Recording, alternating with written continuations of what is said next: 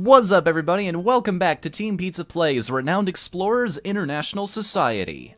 No, that was weird. Hang on, that came out a little stranger than I meant it to. Like I could tell my tone of voice wasn't exactly on point there. It's okay, it's cool. Your brain knows what it wants you to do. It's just not clicking properly. Mm-hmm. Ooh. Third time's a charm, right? Oh, yes. What's up, everybody, and welcome back to Team Pizza Plays Renowned Explorers International Society. I, of course, am What the Fnu. And can he really appreciate the taste of a Colombian cigar? We'll find out in today's episode of Team Pizza Plays. Is that one of the treasures, actually? Like, I can go in my collection here and check all of them. It may be. I feel like it should. Wow, there's a depressing number of blank spots here in my collection. Wow. I'm gonna stop staring at that now because it's just making me really sad, but also a little bit excited for the new round. No, keep staring. Get sadder. Get angry. Get ready. So, as you saw in the last couple episodes, we tried a devious team and failed just short of the goal. We were really, really close. But this time we're going to take a different approach, and maybe it'll work out a little better for us. See, this is the cool thing about starting a brand new run-through, is it's a fresh slate, clean slate. Let everybody come in and enjoy things at their own pace. The other advantage is you don't exactly have to explain yourself all over again. True, yes. But I also love the concept of, hey everybody, here's a fresh new start. We're going to do exactly the same thing we did last time. So, what we're going to be doing this time, the team I'm going to end up going with is Victor as the team captain. I'm going to go with Pedrinho Pinheiro, or as everybody in the community seems to be calling him, Pinhedro. He doesn't really look like a pin. He looks more like a marble. And also Hildegard Hayes, who was, fun fact, was actually one of the team members in my original success story back in the day. Yeah. There's a reason I created this particular team. It's because Victor is a tactician, which is a trait not many characters have to begin with, and it's useful in very specific situations. Hildegard is a diplomat, and unlike our friend Maria down here, she does not have dreams of being famous, so she'll actually be able to survive in Shangri-La. Her abilities won't be completely useless. And then, of course, we've got Pedrinho, or Pinhedro, whatever. Now I'm getting confused. Who not also falls into the friendly approach that the other two characters have, but he's also a fantastic healer, and he's got survivalist skills, which will also help us climb a mountain very easily. So, it was either him, or we were going to go with John Piet, who would also be really good. Because Look at this Bluto guy! Yeah. Oh, trust me, he's exactly what you think he is. His job is to smash stuff really, really hard. He looks just like Bluto. I love it. And the interesting thing about putting him and Victor on the same team is they have identical abilities. They both have Inspiring Attack and Peace Treaty. So we could technically get away with him being there. What Inspiring Attack does is basically it heals all allies' spirit within 3 squares. The problem is it makes them confident, which is more of a, it's better suited for an aggressive team, not really a friendly one, because that boosts your attack, not your speech. That's why I'm going with Pinhedro, because he has the ability Party Time, which is basically a group heal. Have you ever seen Titanic, the animated musical? It's party time. It's party time. I have. This feeling's fine because it's party time. I have not, but everybody reviews that out there, so one of these days I'm going to end up seeing it eventually. But without further ado, let's start our adventure! Oh my god, she's adorable. She is, isn't she? She looks like a little magician. It's cute. They even make fun of that in the menus. It's like, who decided to bring this child on the adventure? Who's bringing this lowly cabin boy on our epic adventure? No, we need one. Scratch that. Keep her. She's actually a really, really good healer, too. She has a very interesting ability. I haven't had many situations that it's 100% useful in, but... Uh-oh. Oh, dear. Something just happened with my mouse. Oh, no, that's not good. It's disappearing. Oh, no. Hold on a second. I'll fix it. I can fix it. I can fix it. Hopefully I can fix it. I think he can fix it. Hold on. Maybe this is the problem? Maybe if I do this instead... Yes, it works now. Okay. Skype was being... Let's skip the tutorial. We already know what we're doing here. Yeah, we got... Oh my god, that guy... So, remember that episode of Dexter's Lab where Dexter grows out a beard and ends up fighting all these other magical beard dudes? Uh-huh. And that one guy who had a beard sharp enough to be used as a lance? That's what this guy's reminding me of. It looks like each strand of his facial hair could poke out an eye. I don't want to stand anywhere near him. If he happens to lose his rapier, his beard doubles as a weapon. It's like, if you want to cut down the amount of drag on your airship, just mount him on the nose of the ship. And then look at Ronaldo right here. Oh, come on, Hildegard. Yeah! Yeah! I like to imagine little stories depending on how the wheel spins. It's like something terrible almost happened on stage, but through quick thinking, she managed to make it work regardless. In this case, she was doing a play, so maybe she improv'd a scene really well or something. You know, I'd like to imagine...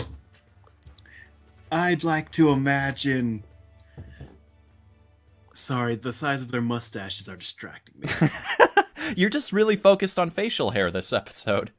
I guess it's because I just recently watched a man shave.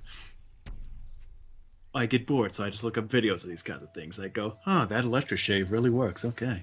You know, I'd like to make fun of you, but I can't judge, considering just the other day I was looking up videos for massive zits and what it looked like when you popped them. Go on, now I'm fascinated. Yeah, you want to make sure you don't eat for like a week. There are plenty of videos on YouTube that'll help you with that specific thing. Take my word for it. It's like the episode of Married with Children. You ever see that?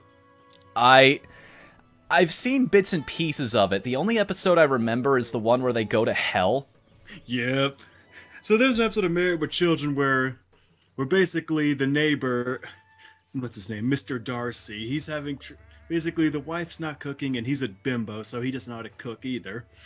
So he goes to Al, and Al says, "Well, here's what I use here's what I use as an appetite suppressant." And he shows a picture of his mother-in-law. And he says, "I always have it in my pocket just in case." 2, 3, 4. We have just enough to get over there, but there's something odd in that space. We could. Yeah, okay. Let's go for the treasure. I mean, that's the whole point of being here in the first place. Oh yeah, I forgot. We're supposed to be finding treasure. Yeah. You see, for some reason I thought we were going full-on Spanish conquistador and just killing the shit out of people. I mean, we have a mage with us, so I think it's going to be a lot easier. How dare you bring up my past life? I've put that behind me. I bring up everything. Alright, so what's the odd thing here? By 4 supplies for 7 resolve. Okay, let's negotiate for some better terms there. We're in the diplomat negotiate. Okay, Hildegard's the diplomat here, so we're gonna let her do this. 4 supplies for 1 resolve. Okay, I can... I mean, we are on easy. We would technically be able to do that. We could. We may. Or she could wave that wand and summon down a firestorm and kill the shit out of everyone like a real wizard. Fabulous. An encounter with a wealthy Icelandic trader. You engage in intelligent debate at his mansion about the Vikings that once sailed the seas. The trader is amused and offers you some gold. Thank the merchant and continue, or Hildegard convinces the merchant to donate more before leaving because she's a diplomat. Diplomat. Wait, we have diplomatic immunity, so we can do whatever the fuck we want. Awesome. Darn it. I just love Total Biscuit's description of this game. Like, what we're about to do just completely encapsulates what makes Renowned Explorers so awesome. Why I love this game so much. It's like if you're anything like me, you are completely and utterly jaded by the concept of an RPG at this point. Like, you've seen it all, you've done it all, you've played pretty much every possible way that turn-based strategic combat like this can be taken, and then you insult a sheep. Yes. Actually, here's the funny part. Because I play so few video games, although we're trying to fix that, I'm not so much jaded on the concept of an RPG, so much as I'm jaded on the concept of an RPG protagonist. Mainly because, when you play an RPG, you're immersed. You want to, this character is you, or has a very similar ideal set of you. And then you play something like, say, Final Fantasy X, where the main premise is this guy is a... You ever play Final Fantasy X? Yes, I have, actually. I love that game. It's a great game, and Wakka is my favorite character. Yeah, I actually have a story about Final Fantasy, but I'll save it for after you're done. Oh, yes. So, one thing I like and don't like about Tidus is that the point of his character is, he's been told he's a loser all his life, and he's basically overcoming the trauma of that kind of verbal abuse. The problem is, it's kind of hard when everyone keeps treating him as such as well. I mean, granted, he's kind of a little brat on occasion, a lot of occasion, but you can't help but wonder, this is the guy I'm rooting for. I don't know. I kind of want to play as Auron right now. He seems like a cooler guy. I just think it's kind of clever. If I may go off, I have a bit of an unpopular opinion about Final Fantasy X in that I actually like it. Oh, yes, go on. And the other, I think Tidus is kind of a clever protagonist in the sense that he's just sort of like a normal dude who's thrown into a completely strange world that he has no idea what the hell's going on. It's so much more primitive than his own in many ways, but also much more fantastical. Exactly. Oh yeah, it's like, again, I love Final Fantasy. And then he started laughing like an idiot and nobody could relate to him anymore. Oh, his laugh happens before that iconic moment. Remember when they're at the tournament and then like everyone's like, "Oh, hey, look, there's Tidus's team. They suck." Oh, wait, here's the team we all love. Oh yeah, and then he goes on the bullhorn. I couldn't watch that scene. Like, I'm one of those guys like, "Oh no. Just no, please don't. Oh no." No. Two best friends said it best. He is cutting a wrestling promo right there in the spot. He is trash talking the other guys. It's the best. What on earth were you doing? We were on the sphere. We were? Also, I love Wakka because, for one, that hair, and two, so you're fighting Sin on the boat, or Sin's fin, and he just kind of moves and washes over everyone off the boat. But everyone's looking around, going like, "Oh crap, everyone's gone." And then Wakka's the only one who noticed that Tidus got washed overboard. And since he's a guardian, as such, someone responsible for not only Yuna but everyone's safety, he actually jumps in the water and gets Tidus out. I'm like, that's actually really cool. Dude's a badass, what can I say? Love Wakka. And plus, he's the one who has the chutzpah to go up against abominations beyond space and time with a soccer ball. That actually reminds me a lot of Dynasty Warriors. Yeah. War's all there are no rules in war until somebody brings a fan to the battlefield. And it's like, okay, slow your roll, bro.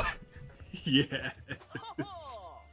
I draw the line at absolutely fabulous men swinging on ribbons and destroying all of my troops with hearts falling from the sky, okay? That's going a little too far.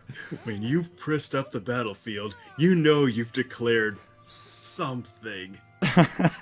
Something. I mean, go on. Men, show your joy on this day of victory. Not with a cheer, but with a dance! I remember watching that going, what the? Okay, this is a video game. This is a video game. this is something I will never forget, and that is good. That's actually something I think about a lot in terms of game design. It's like taking advantage of the idea that, okay, how do we take advantage of the fact that that is a video game in awesome ways? Like, just making people think, yup, this is why I enjoy this medium, in ways that make them happy instead of moany and groany. Like, an example, Dynasty Warriors, that's an example of a way that makes people feel good. The Order 1868, which is a period piece video game that has hacking mini games in it. That's an example of a bad case of it.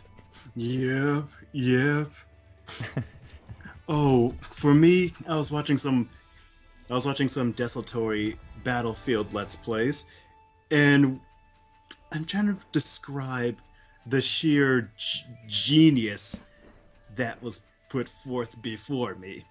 This guy, he flew a fighter jet up to a tower, jumped out of the jet, parachuted on the tower, and proceeded to take everyone out one by one with a defibrillator. And if that's not enough, he managed to, like, hack jump his way into the sky, parachute glide up back to his jet, and continue flying in said jet before it had finished falling out of the sky. Video games! Exactly, I was like, I love video games! Now, here's the only downside to this team setup. We've got a scout, we've got a diplomat, and we've got a fighter.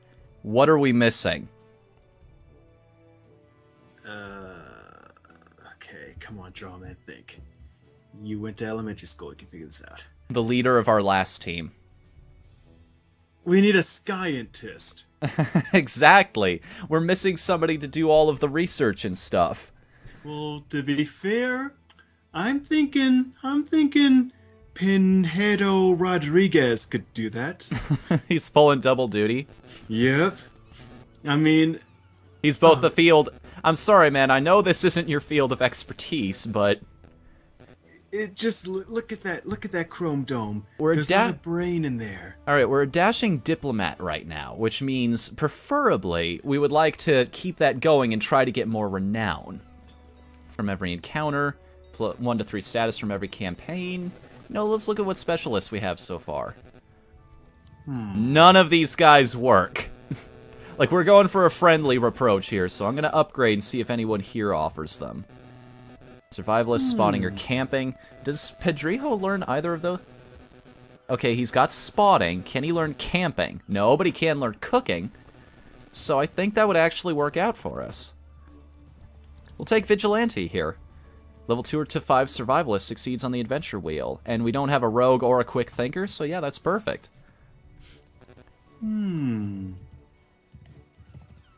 Camping! Now in case we need to eat on the battlefield, if it were, we have somebody who can take care of that. My question is, why don't we ever just kill and eat the sheep? Because we politely convinced the sheep to go do something else while we took care of business. Convince them to be our dinner. Hey, you're the one who told me to take a friendly approach, man. I did?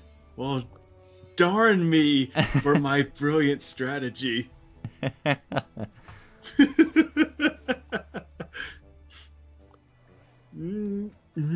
Let's upgrade our shop here. See if we can't get some decent equipment for our guys.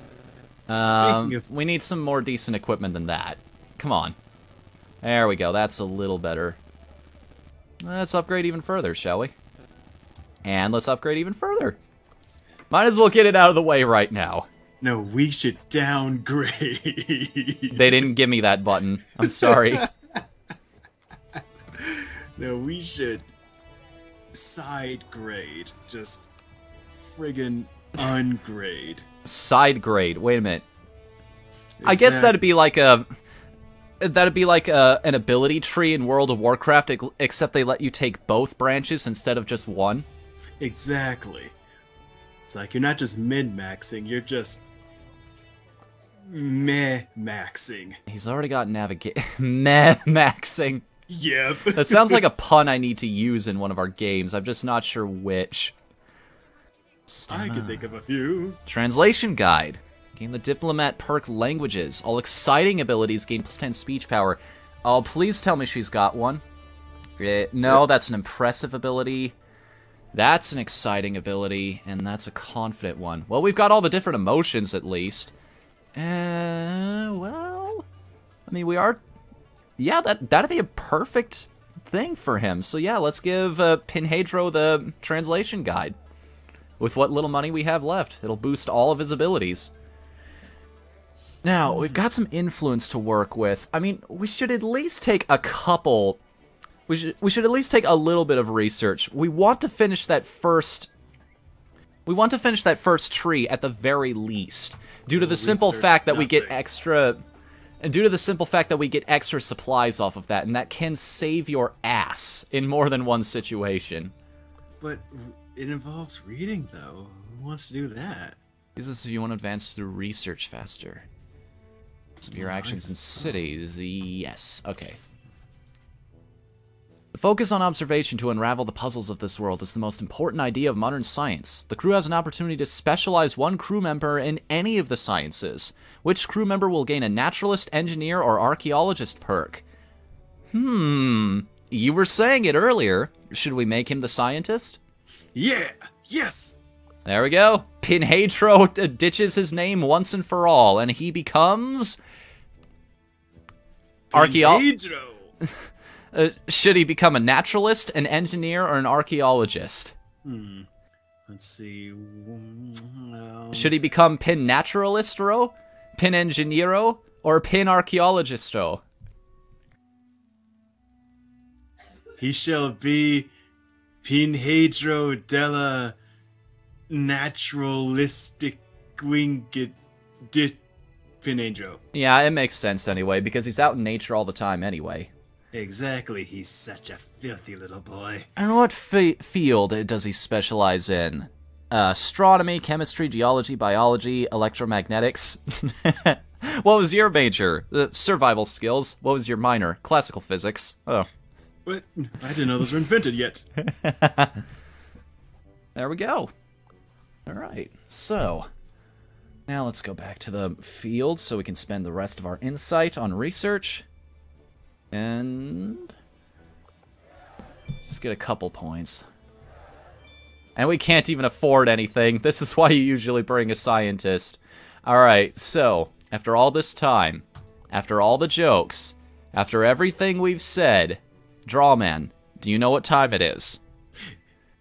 It is time, finally, for Mystery of Mali. Yep, we're going to the Hungarian fort. No! Next time! We're going on Team Pizza Plays! We're going to Mali Mystery! See you then, everybody.